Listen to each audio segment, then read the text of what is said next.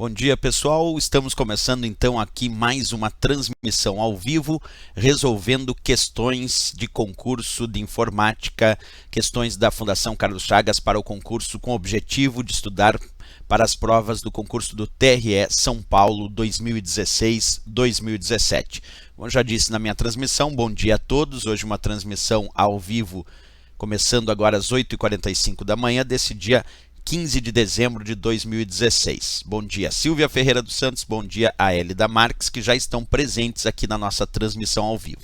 Para quem não conhece ainda a nossa forma de resolver as questões, vai funcionar da seguinte maneira. Eu vou mostrar aqui uma determinada questão e vocês vão ter 2 minutos para resolver essa questão. Vai ficar um contador ali regressivo de 2 minutos. Assim que terminar esses 2 minutos, eu retorno para a transmissão ao vivo e resolvo a questão com vocês, certo? Então vamos lá para a primeira questão de hoje. Já vou colocar ela aí direto na tela, acompanha comigo. E aí já vamos soltar o contador para que vocês possam então ter os 2 minutos para a resposta da questão. Então já já eu retorno resolvendo essa questão.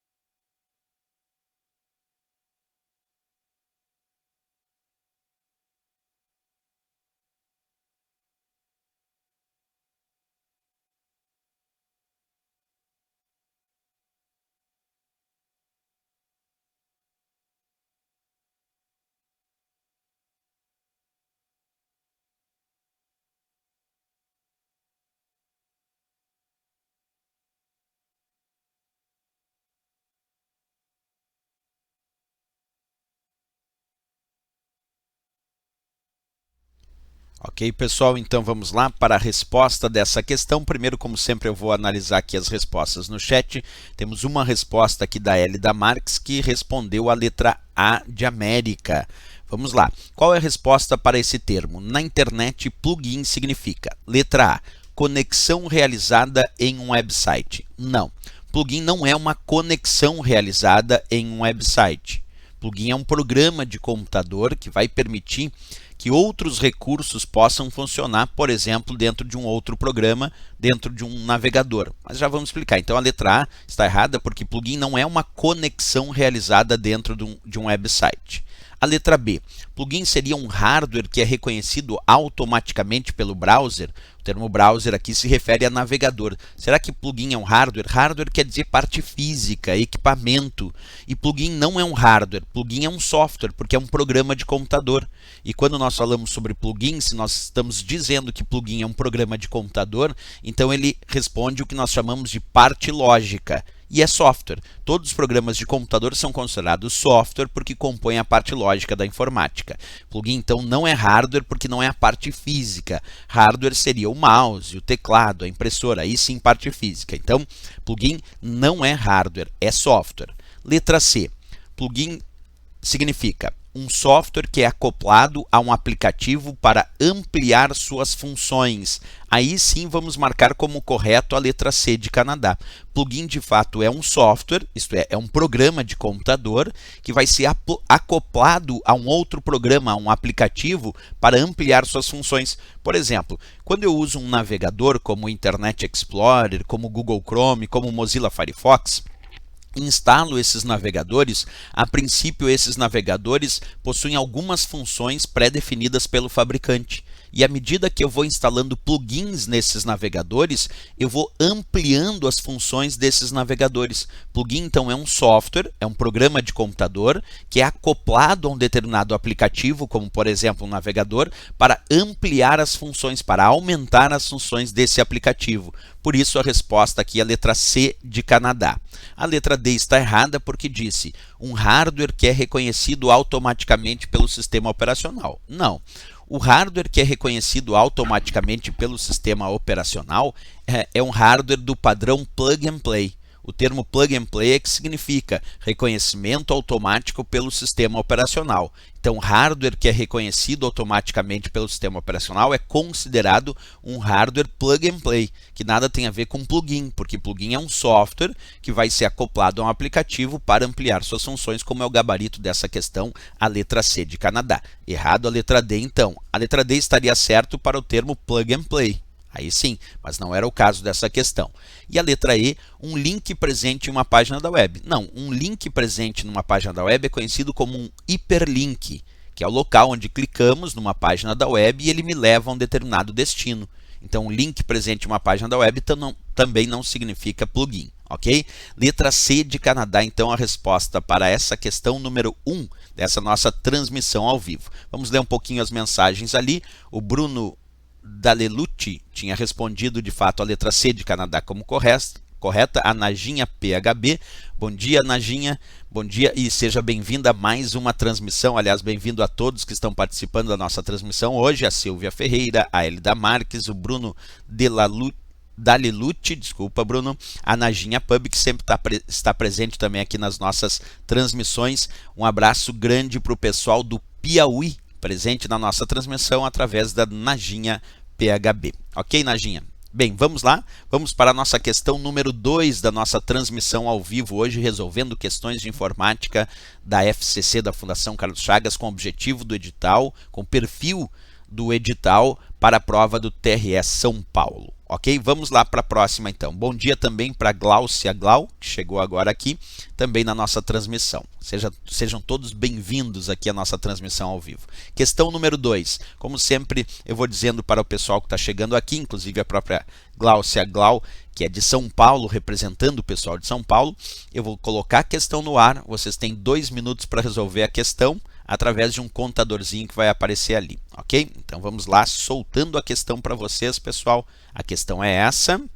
Já vou soltar aqui o contador regressivo, só um minutinho ali. Vamos ajustar o contador e vamos colocar ali 2 minutos então para a resolução dessa questão. Logo, logo eu volto.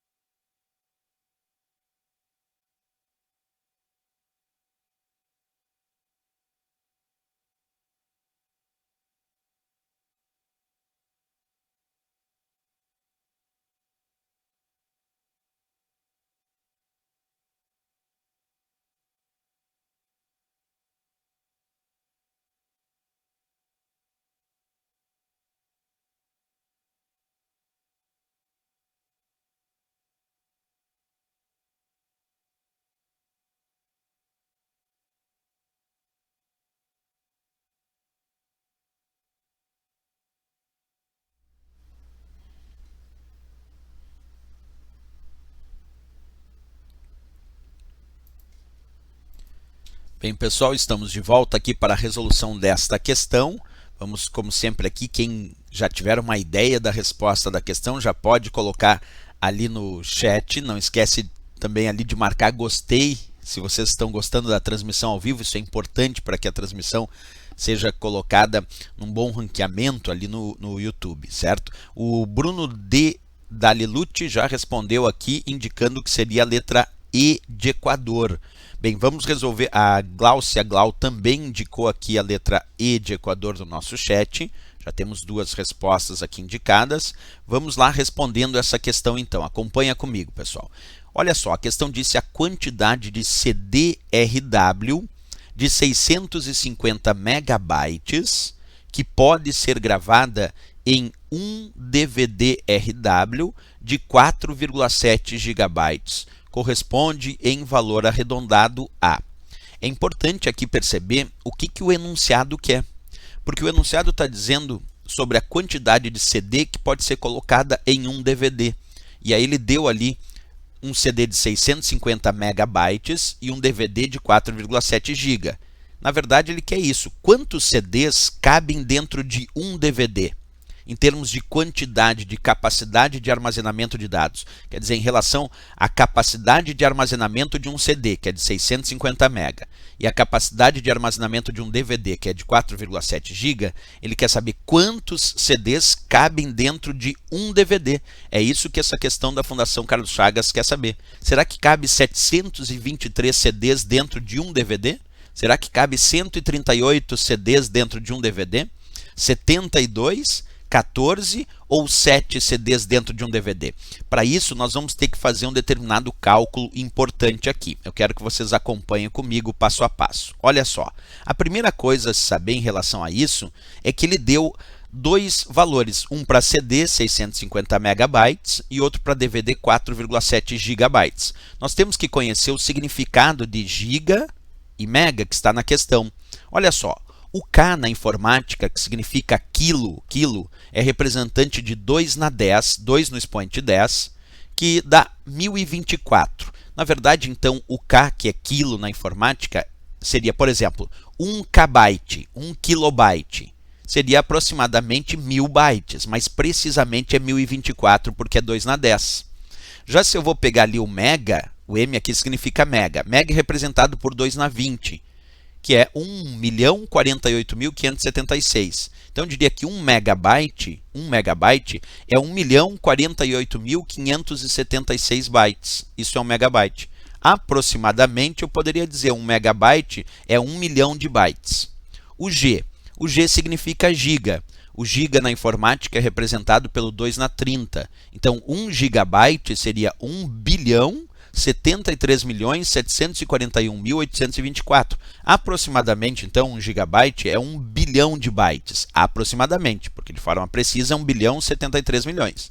E o T é tera, que significa trilhões, que é representado por 2 na 40, que na informática, então, 1 terabyte vai ser 1.099.511.627.776 bytes. É 1 terabyte, é 1 trilhão de bytes aproximadamente. Bem, aqui então eu mostrei os valores precisos e aqui eu teria a ideia mais aproximada. Eu diria que para efeito de cálculos de provas que não são da área técnica de informática, basta saber que quilo é aproximadamente 1000, mega aproximadamente milhões, giga aproximadamente bilhões e tera trilhões. Então, por exemplo, 10 megabytes, aproximadamente 10 milhões de bytes. 20 gigabytes, aproximadamente 20 bilhões de bytes.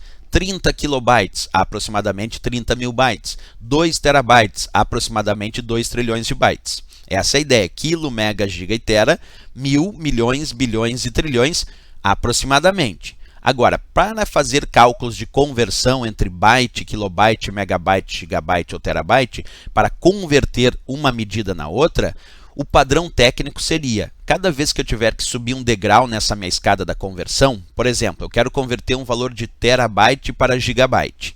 Como eu tenho que subir um degrau da escada, o certo seria multiplicar por 1024.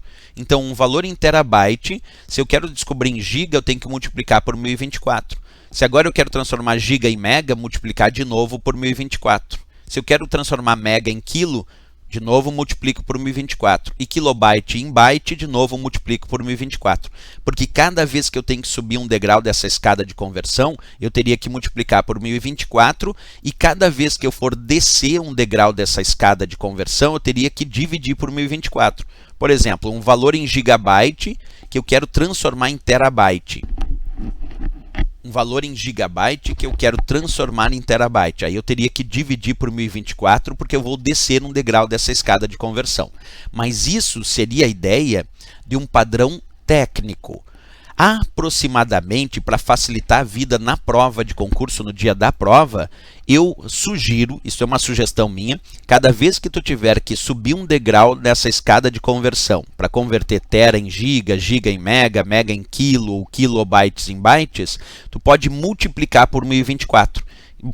Por 1000. O padrão técnico correto seria multiplicar por 1024, mas a minha sugestão é, cada vez que vai subir um degrau dessa escada de conversão, multiplica por 1000, que fica mais fácil e a resposta vem. Na Fundação Carlos Chagas eu consigo achar a resposta se eu for multiplicar por 1000.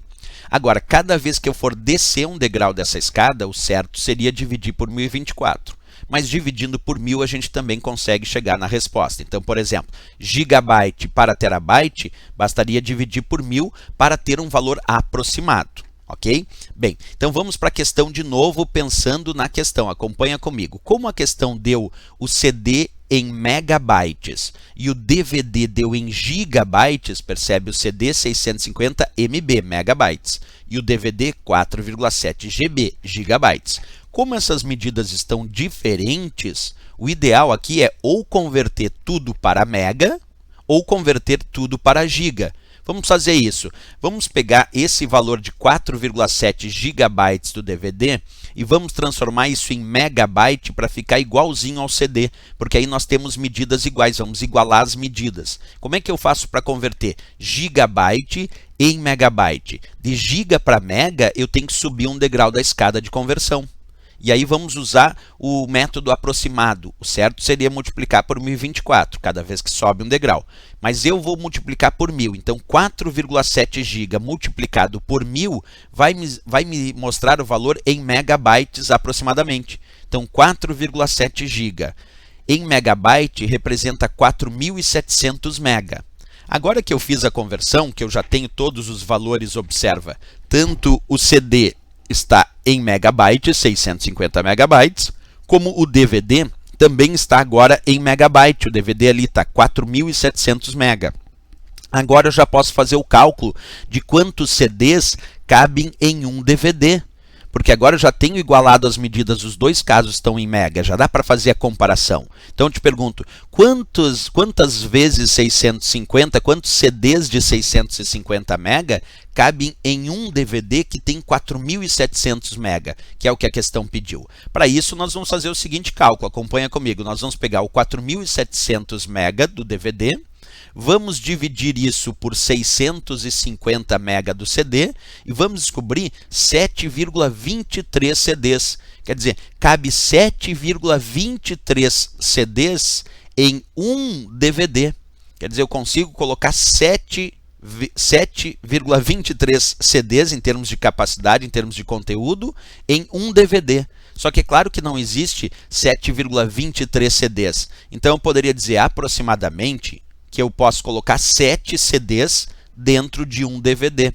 Voltando lá para a nossa questão, onde é que nós temos uma opção que diz isso? 7 CDs. Está lá na letra E. Ele ainda diz, ó, corresponde em valor arredondado a 7. Então, a quantidade de CD de 650 mega que pode ser gravada em observa, ele disse em um DVD de 4,7 GB, corresponde em valor arredondado a 7. Quer dizer, eu consigo colocar 7 CDs aproximadamente em um DVD de 4,7 GB.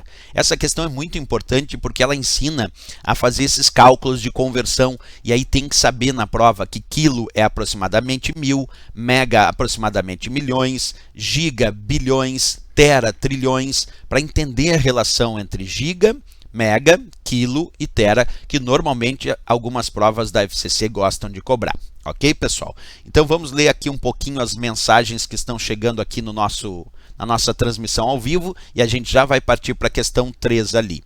Então, a Najinha, o Bruno Delucci acertou, a Glaucia Glau também tinha acertado, a Najinha PHB disse que estava travando um pouquinho, mas logo, às vezes a conexão cai um pouquinho, mas logo volta, Najinha. A Késia, um bom dia para a Késia, que chegou para a nossa transmissão ao vivo, seja bem-vinda, Késia também.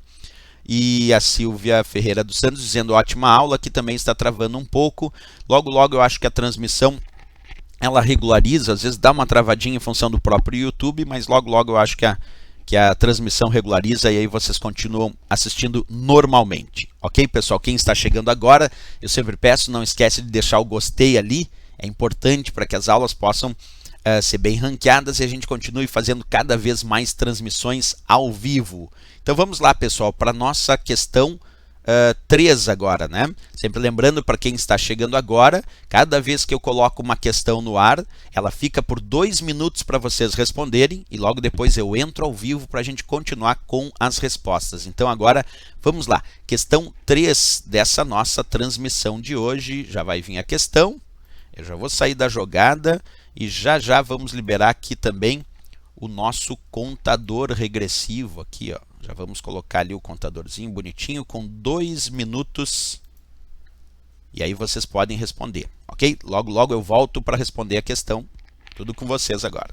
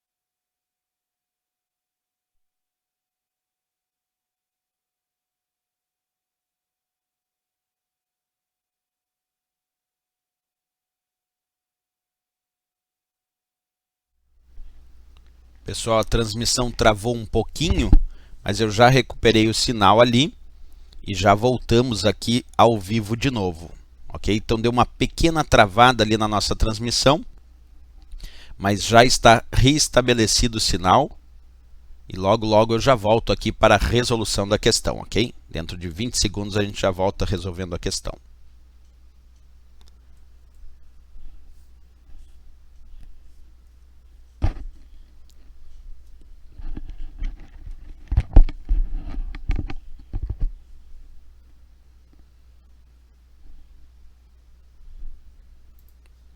Ok, pessoal?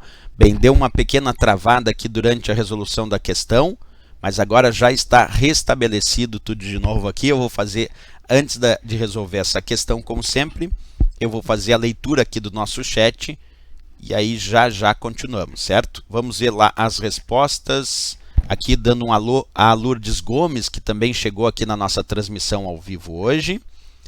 Temos a resposta do Bruno Delucci, que respondeu a letra D de Dinamarca. É isso. E foram os que responderam a questão. A Natália Raquel também chegou aqui na nossa transmissão ao vivo. Ok, pessoal. Agora vamos resolver então a questão. Diz assim: a parte de um disco físico que funciona como se fosse um disco fisicamente separado denomina-se. E aí, a parte de um disco físico que funciona como se fosse um disco fisicamente separado denomina-se. Quando a gente pensa num disco, observa comigo a imagem aqui. Isso é um disco rígido, certo? O que nós temos num disco rígido na sua formação? Internamente, o disco rígido ele tem vários discos duros, rígidos mesmo. Por isso que ele chama disco rígido. E esses discos giram em alta rotação.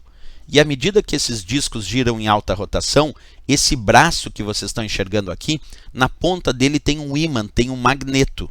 E é esse ímã, é esse magneto aqui que realiza o processo de gravação e leitura dos discos no disco rígido à medida que eles giram em alta rotação.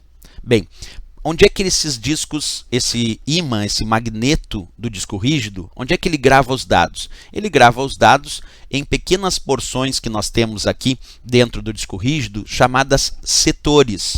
E esses setores, quando são agrupados em um círculo concêntrico, formam o que nós chamamos de trilha. Então, o disco rígido tem várias trilhas. Essas trilhas são separadas em pequenos setores, pequenas porções de 512 bytes. Essa é a formatação física do disco rígido. Então, nós temos várias trilhas na superfície dos discos do disco rígido. Cada trilha tem vários setores e cada setor tem 512 bytes de capacidade de armazenamento de dados. Pois bem, isso é a formatação física. No entanto, se eu instalar esse disco rígido agora no meu computador usando o sistema operacional Windows, eu posso realizar um sistema de particionamento, onde uma parte desse disco rígido pode ficar identificada pelo Windows como sendo, por exemplo, a unidade C, o disco local C. E a outra parte desse disco rígido pode ficar sendo reconhecida como sendo a unidade D. Como eu vou mostrar agora, observe essa imagem. Eu tenho este disco rígido instalado no meu computador usando o sistema operacional Windows e quando eu instalei, eu criei um sistema de particionamento, onde uma partição ficou reconhecida como sendo a unidade C e a outra partição ficou reconhecida como sendo a unidade D. No entanto, eu tenho apenas um disco rígido instalado no meu computador, mas para o Windows é como se fosse dois discos rígidos. Por quê? Porque eu realizei um processo de particionamento, onde parte desse disco rígido ficou conhecida pelo Windows como unidade C e a outra parte como unidade D. Isso é o que nós chamamos de particionamento. É a capacidade de particionar uma unidade de armazenamento como uma unidade de disco rígido e fazer o Windows, por exemplo, entender como se eles fossem dois discos separadamente, quando na verdade é só um no meu caso. E é exatamente isso que a questão indicou. Acompanha comigo. Então aí mostrei o sistema de particionamento daquela minha unidade. A questão dizia parte de um disco físico que funciona como se fosse um disco fisicamente separado. Denomina-se letra D de Dinamarca, partição. Essa é a resposta. Porque a ideia de partição é isso. Nós temos lá um disco rígido físico que funciona como se fosse um disco fisicamente separado. Por que não trilha? Porque trilha são aqueles círculos concêntricos que tem na superfície do disco. Setor são as pequenas porções que uma trilha é dividida em vários setores, onde os dados são armazenados. Então a ideia de particionar, de partição, é quando a gente dá ideia para o Windows que nós temos aquele disco rígido, mas aquela partição vai funcionar como se fosse um disco separado. Por isso a resposta da letra D de Dinamarca para essa questão. Ok? Bem, deixa eu ver aqui as respostas que nós temos aqui na transmissão. Ali o pessoal mandou mensagem que já voltou a transmissão, né? Então, bom dia a Eliese Santos, que avisou ali que voltou. Bom dia também a Lourdes Gomes, que eu já tinha dito. É isso aí, pessoal. Obrigado também às palavras da Najinha PHB, sempre prestigiando aí as nossas aulas. Ok, pessoal, nós vamos agora para a nossa questão número 4. Resolvida aqui a questão 3, já vamos soltar a questão 4. Sempre lembra quem está chegando agora na nossa transmissão ao vivo, a próxima questão, a questão 4, eu vou mostrar a questão, ela vai ficar passando ali por 2 minutos, e aí depois que passa os 2 minutos eu volto para resolver a questão com vocês, certo?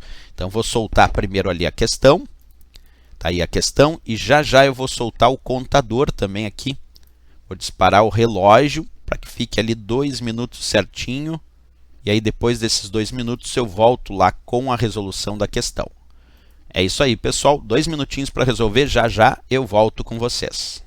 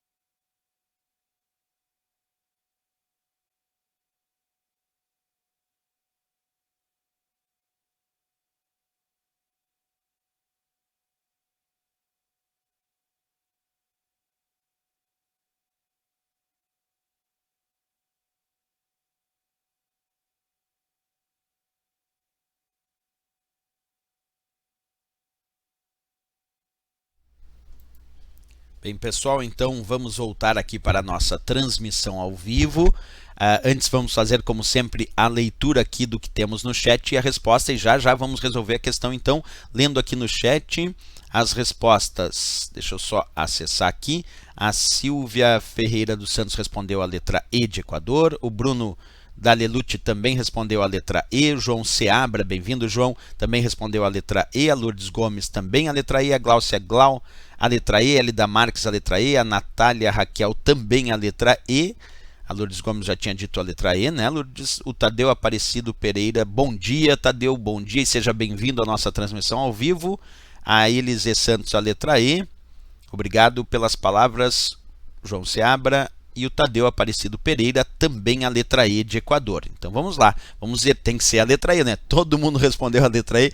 É isso aí, os arquivos de dados de editores de textos e de planilha eletrônica podem ser contaminados normalmente por programas do tipo vírus. Letra A, parasitas, letra B, camuflados, letra C, polimórficos, letra D, boot e letra E, de macro. E a resposta de fato é de macro.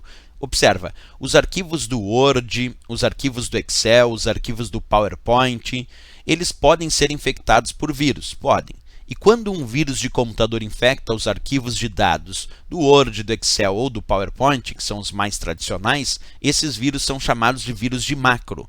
Isso porque esses vírus de macro infectam uma parte desses arquivos que servem para automação, que são as chamadas macros.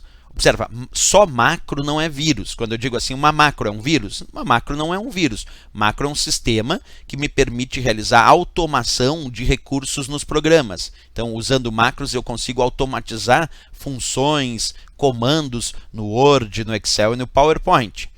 E também nos programas do LibreOffice Writer, do LibreOffice Calc e do LibreOffice Impress, que também usam macros. Agora, os vírus de macro citados na questão, aí sim, são os vírus que atacam os arquivos de dados de editores de textos e de planilhas eletrônicas, como indicado aqui na questão. Agora, um outro detalhe que também chama atenção nessa questão, só para reforçar a explicação, existe também os vírus de boot, que não eram a resposta, que estão ali na letra D na marca. Mas quando eu teria que dar como resposta correta vírus de boot da letra D? O termo boot significa inicialização.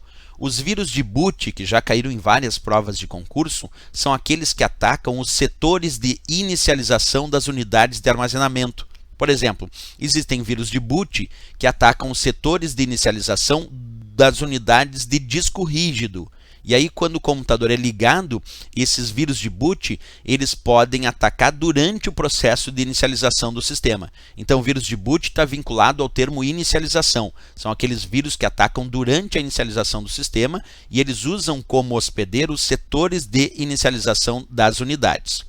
Já os vírus polimórficos citados na letra C de Canadá são aqueles que mudam de forma. A cada nova infecção, um vírus polimórfico pode mudar o seu código de programação, se transformando num vírus diferente. Por isso são chamados de vírus polimórficos. São aqueles que alteram o seu código de programação e se transformam aos poucos em outros vírus de computador, por isso chamados então de vírus polimórficos. A letra B citava os camuflados, que na verdade não são chamados de vírus camuflados, são chamados de stealth vírus, que são os vírus invisíveis. São vírus que, quando atacam um sistema, eles tentam se esconder do sistema antivírus para que o sistema antivírus do teu computador não consiga detectar eles. Os stealth vírus do inglês, ou os vírus invisíveis, são vírus de computador, então, que ficam camuflados, que ficam invisíveis para o sistema antivírus, que tem dificuldade de detectar.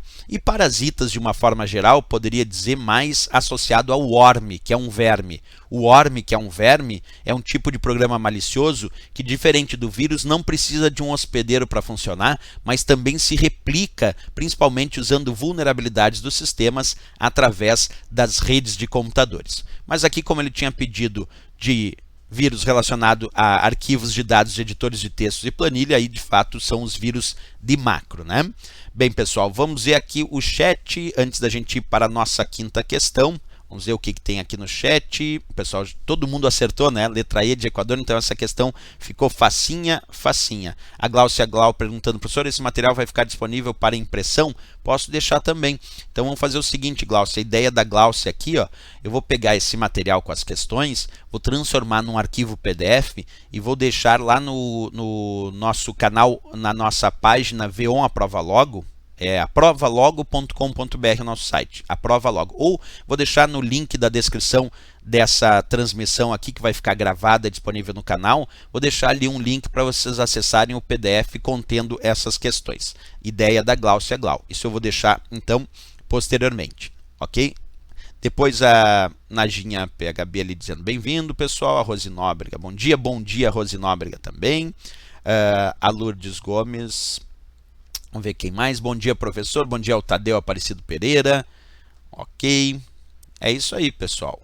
Beleza, vamos continuar nossa transmissão. A Hélida Marques disse que travou um pouquinho, mas a princípio aqui, pelo meu sistema, está tudo normal. Tudo normal por enquanto a transmissão ao vivo. Vamos passar para a nossa questão número 5 então, ok, pessoal? Já passando lá para a questão número 5. Para quem está chegando agora na nossa transmissão ao vivo, então bem-vindo a todos. Agora a Hélida Marques diz que voltou. Beleza, Hélida? Então, nós vamos fazer o seguinte, a questão 5, como sempre eu digo, vai ficar no ar a partir de agora e vocês terão 2 minutos com o contador regressivo para responder. Depois desses 2 minutos eu volto e resolvo a questão com vocês, certo, pessoal? Então vamos lá, já deixando a questão número 5 para vocês. Eu vou colocar aqui o contador regressivo. Vamos colocar aqui o contador bonitinho para vocês. E aí já vou disparar o contador com 2 minutos ali. Então daqui a 2 minutos eu volto para resolver a questão. Até.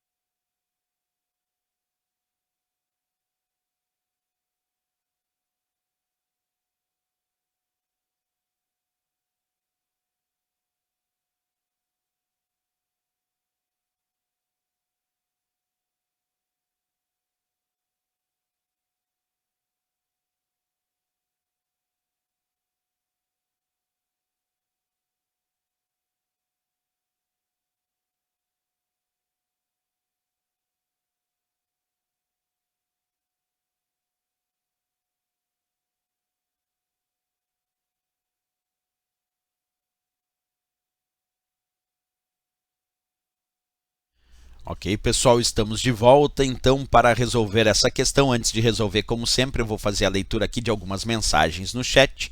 E aí já voltamos aqui para a resposta da questão. Vamos ver o que o pessoal andou respondendo aqui. A Silvia Ferreira dos Santos, letra C. A Rose Nóbrega, letra C também. A Lourdes Gomes, a letra C. O Bruno Dalelute, a letra C. O Router. A Natália Raquel, a letra B. E João Seabra também disse letra B. A Glaucia Glau aqui perguntando se a prova de analista é mais difícil que a de técnico ou não faz diferença. Na verdade, de acordo com a minha experiência em provas da Fundação Carlos Chagas, eu já vi provas de técnico mais difícil que as provas de analista em relação à informática. E eu já vi provas de analista mais difíceis que a prova de técnico. Mas então não tem uma regra, isso depende muito das questões escolhidas, certo? Então, tanto nas questões de técnico quanto de analista para a Fundação Carlos Chagas em relação à informática, não há grandes diferenças aí no grau de dificuldade. Já encontramos as duas variações, mais difícil o analista e mais difícil o técnico, ok, Glaucio? Beleza, o Tadeu Aparecido Pereira também respondendo a letra B. Então, alguns responderam a letra C e outros responderam a ideia da letra B. Vamos lá, atentamente a leitura comigo, acompanha. Dispositivo físico que tem por função básica apenas interligar os computadores de uma rede local. Percebe que ele não pediu outras funções adicionais, ele ainda diz o seguinte, dispositivo físico que tem por função básica apenas, isto é, somente interligar os computadores de uma rede local. O que eu já tiraria a letra C, router, eu vou tirar, não vou responder a letra C, muitos responderam aqui, por quê? Porque router, que é roteador, não tem como função básica apenas interligar os computadores de uma rede local, não. A principal função de um router, que está no seu nome, roteador, é rotear, fazer o roteamento dos pacotes de dados. Isso significa definir o melhor caminho para os dados atingirem um destino, de acordo com as suas tabelas de roteamento. Além disso, o roteador pode converter endereços de rede, pode converter protocolos de comunicação, pode realizar o roteamento dos dados numa rede, como por exemplo numa rede Wi-Fi. E como a questão pediu, observa, tem por função básica apenas interligar os computadores de uma rede local, não pode ser o router, não pode ser o roteador, porque não seria apenas isso, né? Bem, professor, então qual vai ser a resposta? A resposta então tem que ser, observa comigo aqui, vou marcar para vocês, tem que ser a letra B, hub. Por quê? Deixa eu mostrar primeiro uma imagem para vocês e depois a gente volta na discussão da questão. Aqui eu tenho uma imagem de uma rede de computador, formada aqui por 6 computadores, que estão conectados entre si através de um hub. O hub é esse dispositivo que está aparecendo aqui ao centro e que permite conectar vários computadores em uma rede. Ele funciona como um concentrador. Outro equipamento que também pode ser usado para conectar vários computadores em uma rede, funcionando como um ponto central, é o switch. Só que a diferença do switch para o hub é que o hub serve apenas para isso, é para conectar os computadores em uma rede. O switch, ele, além de conectar os vários computadores numa rede, um switch pode também comutar os dados, que é enviar os dados somente para o computador ao qual os dados de fato se destinam. Enquanto o hub é um hardware bem básico, como a própria questão pediu, bem básico, que serve apenas para conectar vários computadores de uma rede. E o processo de transmissão de dados de um hub se dá por difusão, que funciona basicamente assim, acompanha comigo. Esse computador aqui de baixo quer enviar dados para um determinado computador dessa rede. Então o sinal, observa comigo, chega no hub e o hub não sabe diferenciar para quem os dados se destinam. Então num processo de difusão, o hub envia esse sinal, observa comigo, para todos os computadores dessa rede. Os computadores aos quais os dados não são destinados negam e não tratam esses dados. O computador ao qual os dados estavam destinados, aí sim, através da sua placa de rede, permite a entrada desses dados e trata eles. Portanto, o hub é apenas para conectar vários computadores em uma rede e o seu processo de distribuição dos dados é dito por difusão ou broadcast. Essa é a função de um hub. Por isso, como a questão tinha dito, observa comigo, dispositivo físico que tem por função básica apenas interligar os computadores de uma rede local, recebe dados vindos de um computador e os transmite às outras máquinas. Olha o que a gente viu no desenho. Recebe dados vindo de um computador e os transmite às outras máquinas. Conhece-se também por concentrador. Claro, porque ele é o ponto central de uma rede, ele concentra as diversas conexões de uma rede. Portanto, de fato, aqui a resposta, a letra B de Brasil, o hub. Sem dúvida nenhuma, né? Beleza, vamos ler um pouquinho as mensagens aqui no nosso chat e já vamos para a nossa sexta questão. Então, deixa eu só ler um pouquinho.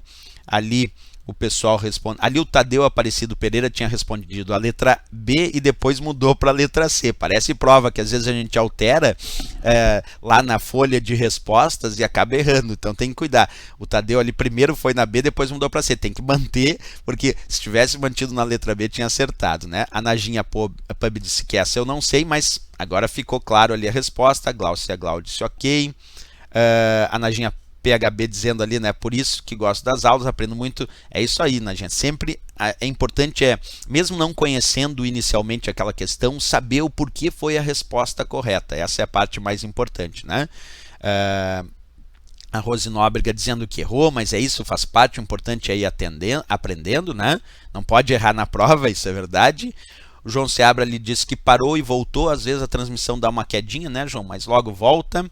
E a Lourdes Gomes diz, prefiro errar aqui do que na prova. É verdade, Lourdes, é isso mesmo, né? O bom é errar aqui, aprender bem e chegar afiado lá na prova para não errar mais esse tipo de questão, até porque essas questões sobre redes e internet hoje em dia estão ficando super comuns. É muito importante essas questões, ficar bem claro a diferença entre roteador, hub, switch, que aos poucos aqui, à medida que nós vamos fazendo as nossas transmissões, até o dia da prova vai ter sempre transmissão, nós vamos ficando mega preparados, vamos ficar super afiado para não errar esse tipo de questão. Ok, pessoal? Vamos lá para a nossa sexta questão e última, né? Sexta questão e última dessa transmissão ao vivo agora pela parte da manhã. Vamos para a questão 6, para quem está chegando agora. Funciona basicamente assim, repetindo como eu venho falando para vocês. Eu mostro a questão e vocês têm 2 minutos ali para responder a questão com contador regressivo e depois eu volto para resolver a questão com vocês. Então está aí a questão, vou deixar com vocês. Vamos colocar lá então o contador regressivo ali, que vai contar 2 minutos. E aí vocês têm 2 minutos para resolver a questão. Tudo com vocês, até depois.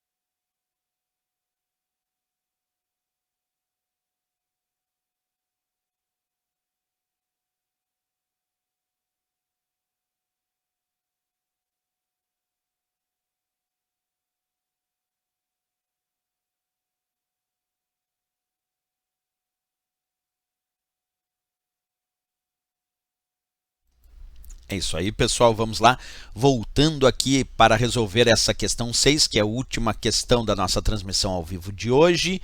Atenção, antes deixa eu só dar uma, vamos ler aqui o chat, porque aí logo depois eu já resolvo a questão. A Glaucia Glau perguntando se à tarde tem mais transmissão ao vivo. Provavelmente sim, Glaucia, eu só não vou dar certeza, porque hoje à tarde eu vou realizar algumas gravações de certos conteúdos e vou tentar realizar essa gravação ao vivo para vocês também. Então provavelmente à tarde, ali por 2 ou 3 horas da tarde, a gente começa uma transmissão ao vivo. Fica atento no canal, entre 2 e 3 horas da tarde, provavelmente a gente vai entrar com transmissão ao vivo também. Né? João Seabra respondeu a letra D de Dinamarca. Bruno Dalelucci também a letra D. É isso aí, pessoal. Vamos lá então. Acompanha comigo. Vamos atentamente à leitura. Para conectar diversas subredes entre si, em uma estrutura de nível mais alto, em uma rede, geralmente é utilizada uma infraestrutura de alta velocidade como letra A SMTP, letra B TCP/IP, letra C OSI, letra D Backbone e letra E Line Board. Olha só o que eu vou mostrar para vocês. A resposta dessa questão eu já vou dar a resposta direto, é a letra D de Dinamarca, backbone. Essa é a resposta. Agora eu quero te dizer por que backbone é a resposta. Vamos comigo, acompanha. O que significa o termo backbone que eu disse que é a resposta para essa questão? Backbone significa a espinha dorsal da internet. A tradução do termo backbone significa espinha dorsal. Então, backbone é a espinha dorsal da internet. Mas, professor, o que é uma espinha dorsal da internet? São as linhas de conexão de mais alta velocidade na internet. Então, podemos dizer que um backbone de internet são estruturas com conexões de alta velocidade espalhadas em diferentes regiões do mundo inteiro. Na verdade, funciona assim. O usuário acessa a internet através do seu provedor. E os provedores acessam a internet através dessas estruturas espalhadas em diferentes regiões do mundo inteiro, com linhas de conexão de altíssima velocidade chamadas backbones. Cada bolinha branca que vocês estão enxergando nessa imagem, cada uma dessas bolinhas brancas aqui, desse esquema aqui, ó, é uma estrutura de backbone. E essas linhas coloridas são cabos de fibra óptica submarinos que atravessam o oceano, como por exemplo aqui, ó, vários cabos de fibra óptica submarinos atravessando o Oceano Atlântico, atravessando o Oceano Pacífico e ligando os continentes, ligando os países, estados, cidades com linhas de conexão de longa distância e de altíssima velocidade. Esses são os backbones. Cada bolinha branca dessas representa um backbone. Backbone, então, são estruturas de conexão, observa comigo, de alta velocidade espalhadas em diferentes regiões do mundo inteiro, como mostra essa imagem, com linhas de conexão que normalmente usam cabos de fibra óptica de longa distância, inclusive cabos submarinos que atravessam os oceanos ligando os continentes, os países, as cidades e os estados em longa distância. Bem, quando a gente pensa no usuário comum, como é que o usuário comum acessa a internet? O usuário comum acessa a internet através dos servidores dos provedores. Observa comigo aqui, o usuário comum acessa a internet através dos servidores dos provedores. Os provedores, por sua vez, acessam a internet através das estruturas chamadas backbones. E os backbones estão conectados entre si com linhas de conexão de altíssima velocidade em diferentes regiões do mundo inteiro, formando então o que chamamos de espinha dorsal da internet.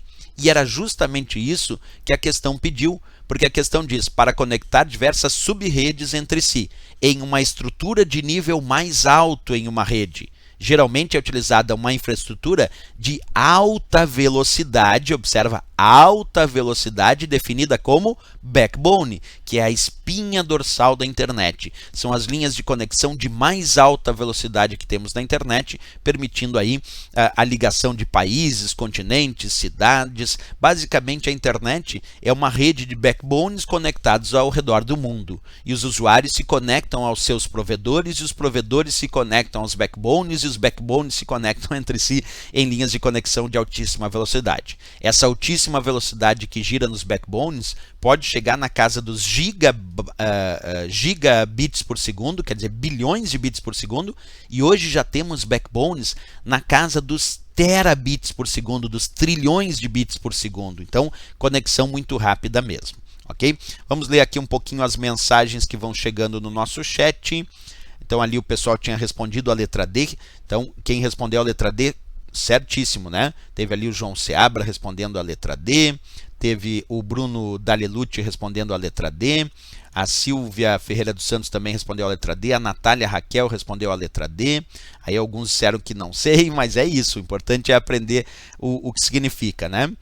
A Najinha Pub tem aulas anteriores que vocês podem assistir também, está disponível no canal. Obrigado, Najinha, e essa é uma dica interessante. Ó. As aulas anteriores que a gente fez de questões, todas elas estão lá no canal. Basta acessar o canal VON, digita lá no YouTube na pesquisa VON, ou VON Aprova Logo, aí vem o canal, e lá no canal tem a playlist TRE São Paulo, e lá vocês vão encontrar muito conteúdo de informática, inclusive as questões anteriores que a gente publicou nessas transmissões ao vivo também estão lá no canal, né?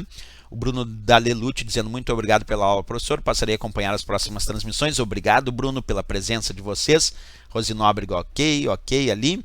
E a Gláucia Glau dizendo muito obrigado. Valeu, Gláucia, eu que agradeço a presença de vocês. Pessoal, essa foi a nossa última questão, então, dessa transmissão ao vivo. Hoje à tarde eu vou tentar realizar mais transmissões ao vivo, porque eu tenho algumas gravações agendadas hoje para um conteúdo que também serve para o conteúdo do TRE São Paulo, e vou procurar, durante essas gravações, realizar também a transmissão ao vivo dessas gravações a partir entre 2 e 3 horas da tarde. Então, quem quiser acompanhar, basta acessar o nosso canal, que vai estar lá o link para a transmissão ao vivo, ok, pessoal? A Najinha Pub dizendo obrigado, Rodrigo, por disponibilizar seus conhecimentos. Eu é que agradeço, Najinha, a força que vocês me dão aqui na transmissão ao vivo. Isso é muito importante para a gente continuar. O Bruno Dalelute dizendo que tem dificuldade em questões sobre o menu do Word e do Writer. Se tiver alguma indicação, ficaria agradecido. Sim, Bruno, dentro do canal, na playlist TRE São Paulo, tem aula só sobre o Word e tem aula sobre o Writer também. Então é importante entrar no canal, Bruno, porque lá tem muito conteúdo. Procura a playlist TRE São Paulo e lá tem muito conteúdo, tanto do Word, do Excel, tem também do LibreOffice Writer. A Natália Raquel dizendo obrigado, eu que agradeço você, certo, pessoal? Então era isso, nossa transmissão ao vivo encerra aqui. Hoje à tarde vamos tentar fazer mais transmissões ao vivo, nos outros dias também. Agradeço a todos pela presença.